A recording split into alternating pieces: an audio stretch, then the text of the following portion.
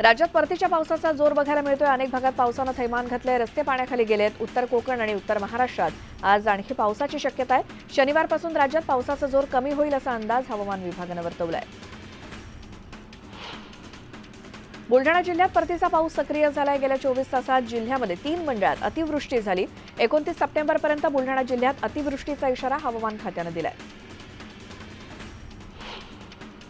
पुणे शहरात बुधवारी दिवसभरात 133 मिलीमीटर पाऊस पडला। हा एका दिवसातला आजवरचा शहरात पडलेला उच्चांकी पाऊस आहे। हवामान बदलासोबतच विविध कारणांमुळे कमी वेळेत जास्त पाऊस पडण्याच्या घटनांमध्ये सातत्यानं वाढ होते। राज्यात सुरू असलेल्या मुसळधार पावसामुळे खरीप हंगामातील पिकांचं मोठं नुकसान होत आहे। 2 दिवस झालेल्या पावसानं राज्यातील 12 जिल्ह्यात 32,997 हेक्टरवरील पिकं मातीमोल झाली आहेत। यात सोयाबीन पिकाचं नुकसान जास्त आहे।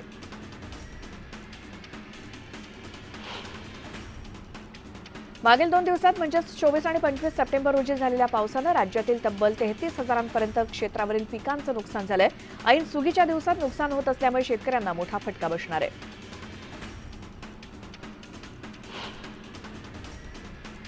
मुसळधार पावसात बीडमधील नालेसफाईची पोलखोल झाली आहे। 30 लाख रुपये खर्च करून सुद्धा नाल्याची स्वच्छता केली, मात्र तरी देखील घरात पाणी शिरलं। त्यामुळे नागरिकांनी संताप व्यक्त केला। नागपुरात आज आणि उद्या येलो अलर्ट देण्यात आलाय। त्यामुळे नागपुरात विजांच्या कडकडाटासोबतच अनेक भागात जोरदार पाऊस सुरू आहे।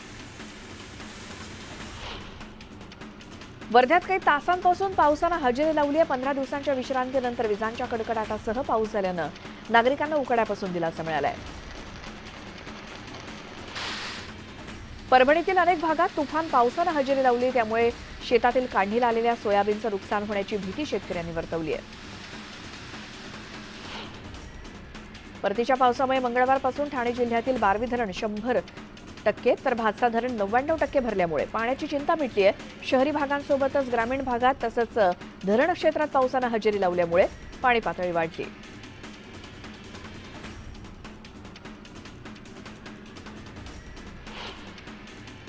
केंद्रीय कृषी मंत्रालयाच्या शेतकरी कल्याण आणि विपणन विभागाच्या अतिरिक्त अर्थ सल्लागार समितीच्या पथकानं लासलगाव बाजार समितीला भेट दिली आणि यावेळी त्यांनी बाजार समिती संचालक आणि व्यापाऱ्यांशी चर्चा करून नवीन लाल कांद्याची लागवड तसंच जुन्या उन्हाळी कांद्याच्या आवकेसंदर्भात माहिती घेतली।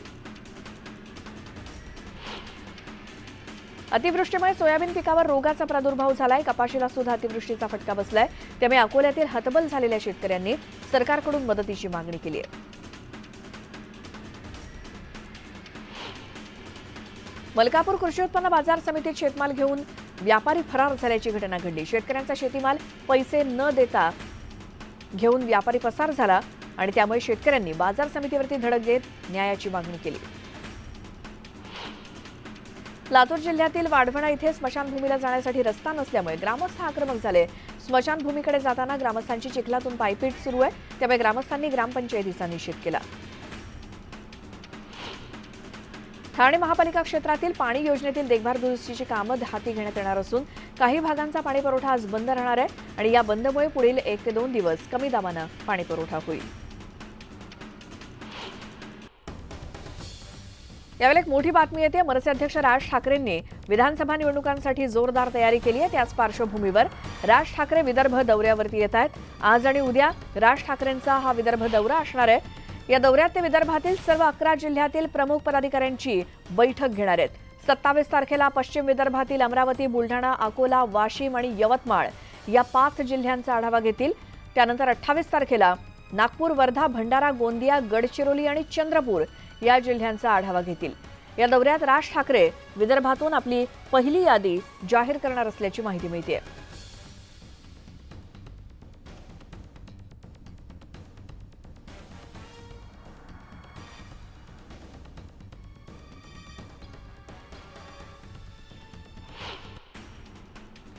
राज्यात मुसळधार पावसामुळे एकीकडे शेती पिकाचं नुकसान होत आहे, धरणांमधील पाणीसाठ्यात मात्र झपाट्यानं वाढ होतीये। राज्यात आतापर्यंत सर्व विभागात मिळून 86% पाणीसाठा जमा झालाय। 2 दिवसांपासून सुरू झालेल्या पावसानं भात उत्पादकांच्या चिंतेत वाढ केली आहे। हळवी भात शेती कापणीसाठी तयार झाली असून निमगर्वी भात पीक देखील लवकरच कापणीसाठी तयार होईल अशी परिस्थिती असल्यामुळे शेतकरी वर्ग संभ्रमावस्थेत आहे। हिंगोलीमधील बाजार समितीच्या मोंढ्यात मुगानं 13,000 रुपयांचा पल्ला गाठला. मागील काही वर्षांमध्ये मुगाच्या पेऱ्यात घट झाल्यामुळे उत्पादन अत्यल्प होत आहे. परिणामी बाजारात आवक कमी होत असल्यामुळे भाव वधारल्याचं व्यापाऱ्यांचं म्हणणं आहे. राज्यातील बाजार समितीत सोयाबीनची आवक 50,815 क्विंटल झाली. त्याला सर्वसाधारण दर 4,393 रुपये प्रति क्विंटल मिळाला. हंगामाच्या अगदी अखेरच्या टप्प्यात उन्हाळी कांद्याची दरवाढ झाल्याचं बघायला मिळतंय. वणी उपबाजारात 2,500 क्विंटल आवक झालेल्या कांद्याला 5,180 रुपये इतका दर मिळाला, तर लहान आकाराच्या कांद्याला 4,301 रुपये इतका दर मिळतोय. सण उत्सवाच्या काळात पूजाविधीसाठी लागणाऱ्या नारळाची मागणी वाढली आहे. परराज्यातून नारळाच्या आवकीमध्ये घट झाल्यामुळे नारळाच्या भावात गेल्या 15 दिवसात वाढ झाली आहे. 20 ते 22 रुपये प्रति नग या भावानं विक्री होणारे नारळ सध्या 30 ते 35 रुपयांना विक्री होत आहेत. सातारा जिल्ह्यात परतीचा पाऊस धुमाकूळ घालतोय. पूर्व दुष्काळी भागात पिकांचं मोठ्या प्रमाणात नुकसान होऊ लागले. पावसामुळे धरणात सुद्धा पाण्याची आवक वाढल्यानं कोयनेसोबतच वीर, कण्हेर आणि उरमोडीमधून पुन्हा विसर्ग सुरू करण्यात आलाय. मुंबई शहर आणि उपनगरामध्ये बुधवारी संध्याकाळपासून मुसळधार पाऊस पडल्यानं रेल्वे सेवा मंदावली होती. बुधवारी संपूर्ण दिवसभरात 100हून अधिक लोकल फेऱ्या रद्द कराव्या लागल्या, तर मेल एक्सप्रेस सुद्धा 6 ते 8 तास खोळंबल्या होत्या. मुंबईमध्ये मुसळधार पावसानं गुंदवली मेट्रो 7 मार्गिकेवरील स्थानकात गळती झाली. मेट्रो संचालन महामंडळाच्या अधिकाऱ्यांनी रात्रीच गळती थांबवल्याची माहिती दिली, तर या गळतीमुळे प्रवाशांनी नाराजी व्यक्त केली. राज्यात रब्बी हंगामात 31 लाख टन खतांना केंद्र सरकारनं मंजुरी दिली. युरिया, डीएपी आणि पोटॅश या खतांच्या मागणीपेक्षा कमी मंजुरी केंद्र सरकारकडून मिळाली आहे. नवी मुंबईतल्या विविध रेल्वे स्थानकांलगत 50,000 घरांच्या महागृहनिर्माणाची सोडत 2 ऑक्टोबरला सिडको महामंडळ काढणार आहे. यावेळी 8 किंवा 10व्या मजल्यावरील घर घेणाऱ्यांना अधिकचा प्रीमियम द्यावा लागणार आहे.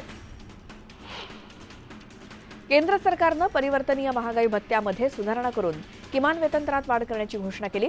असंघटित क्षेत्रातील कामगारांना आधार देण्याच्या उद्देशानं केंद्र सरकारनं हे महत्त्वाचं पाऊल उचललंय.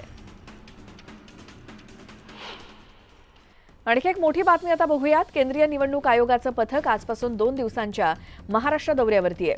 आगामी विधानसभेच्या निवडणुकांच्या तयारीचा आढावा हे पथक या दौऱ्यातून घेणार आहे. निवडणूक आयोग आणि सर्व राजकीय पक्षांच्या पदाधिकाऱ्यांची आज सकाळी 10 वाजता बैठक आहे आणि या बैठकीत निवडणुकांच्या संदर्भात चर्चा केली जाईल. त्यानंतर दुपारी 1 वाजता मुख्य निवडणूक अधिकारी आणि इतर अधिकारी यांच्यासोबत बैठक होऊन निवडणुकीच्या तयारीचा आढावा घेतला जाईल. दुपारी 3 वाजता निवडणुकांची अंमलबजावणी करणाऱ्या सर्व विभागांची बैठक घेऊन आढावा घेतला जाईल.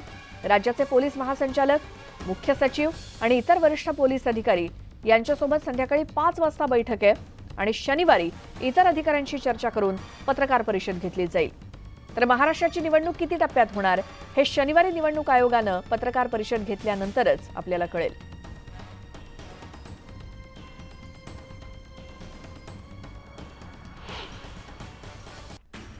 राष्ट्रवादीचे नेते छगन भुजबळ यांना गुरुवारी मुंबईतल्या रुग्णालयात दाखल करण्यात आलं.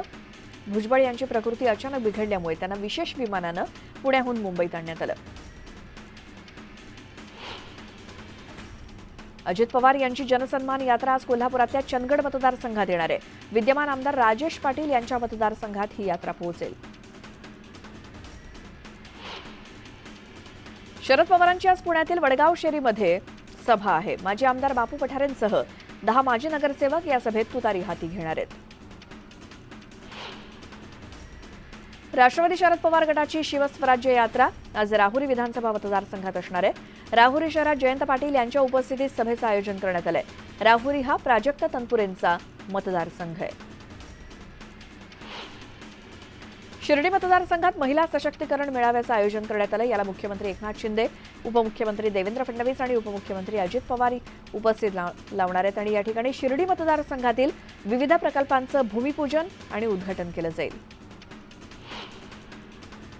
निम्नवर्धा प्रकल्पातून तब्बल 505 मेगावॅट सौर ऊर्जा निर्मिती केली जाणार आहे. या सौर ऊर्जा प्रकल्प विकासासाठी राज्याच्या महानिर्मिती आणि केंद्राच्या सतलज जलविद्युत निगम लिमिटेडच्या वरिष्ठ अधिकाऱ्यांनी देवेंद्र फडणवीस यांच्या प्रमुख उपस्थितीत सामंजस्य करारावर स्वाक्षरी केली. पश्चिम महाराष्ट्रात सर्व वर्गवारीतील 19,19,231 वीज ग्राहकांकडे 416 कोटी 82 लाख रुपयांची थकबाकी आहे. तरी थकबाकीदार वीज ग्राहकांनी त्वरित वीज बिलाचा भरणा करावा आणि वीज पुरवठा खंडित करण्याची कारवाई टाळावी असं आवाहन महावितरणकडून करण्यात आलंय. रिझर्व्ह बँकेच्या मुख्यालयात तैनात असलेले पोलीस बंदोबस्ताच्या ठिकाणी गैरहजर राहिल्यामुळे 12 जणांविरोधात निलंबनाची कारवाई करण्यात आली. यामध्ये 11 पोलिसांचा समावेश असून एका कारकुनाला देखील शिक्षा देण्यात आली आहे. महाराष्ट्र प्रदूषण नियंत्रण मंडळानं प्लास्टिक प्रतिबंधात्मक मोहिमेअंतर्गत सर्व ठिकाणी धडक कारवाईला सुरुवात केली. याच मोहिमेअंतर्गत कल्याण इथून सुमारे 1.45 टन प्लास्टिक जप्त करण्यात आलं. केंद्रीय अर्थमंत्री निर्मला सीतारामन यांनी केंद्रीय अर्थसंकल्प 2024 मध्ये आयकराशी संबंधित अनेक नियमांमध्ये बदल करण्याची घोषणा केली होती. यामध्ये टीडीएस दर, आधार, सिक्युरिटीज ट्रान्झॅक्शन टॅक्स आणि प्रत्यक्ष कर विवाद से विश्वास या योजनेचा समावेश आहे. बदललेले नियम येत्या 1 ऑक्टोबरपासून लागू होणार आहेत. पूर्व आणि पश्चिम द्रुतगती मार्गाच्या सर्व्हिस रोडची मोठी दुरुस्ती मुंबई महापालिकेकडून केली जाणार आहे. या कामासाठी पालिकेने तब्बल 1591 कोटींच्या निविदा काढल्या आहेत. भांडूप येथील सुषमा स्वराज रुग्णालयात मोबाईल टॉर्चच्या प्रकाशात महिलेची प्रसूती करण्यात आली. त्यात तिच्यासोबतच तिच्या नवजात बाळाचा देखील मृत्यू झाला. या प्रकरणी जे रुग्णालयाच्या अधिष्ठातांनी स्पष्टीकरण द्यावं असे आदेश उच्च न्यायालयाने दिलेत. महाराष्ट्र पर्यटन विकास महामंडळाचे राष्ट्रकूट पर्यटन विकास तसंच वेरूळ पर्यटकांच्या सेवेत दाखल होत आहे. या ठिकाणी पर्यटकांना तारांकित दर्जाच्या सोयीसुविधा मिळणार आहेत. परिवहन आयुक्त कार्यालयाशी झालेल्या सकारात्मक चर्चेनंतर आरटीओ कर्मचाऱ्यांनी पुकारलेला बंद मागे घेण्यात आला. संपामुळे राज्य परिवहन विभागाचे दररोज सुमारे 40 ते 50 कोटींचं नुकसान होत आहे.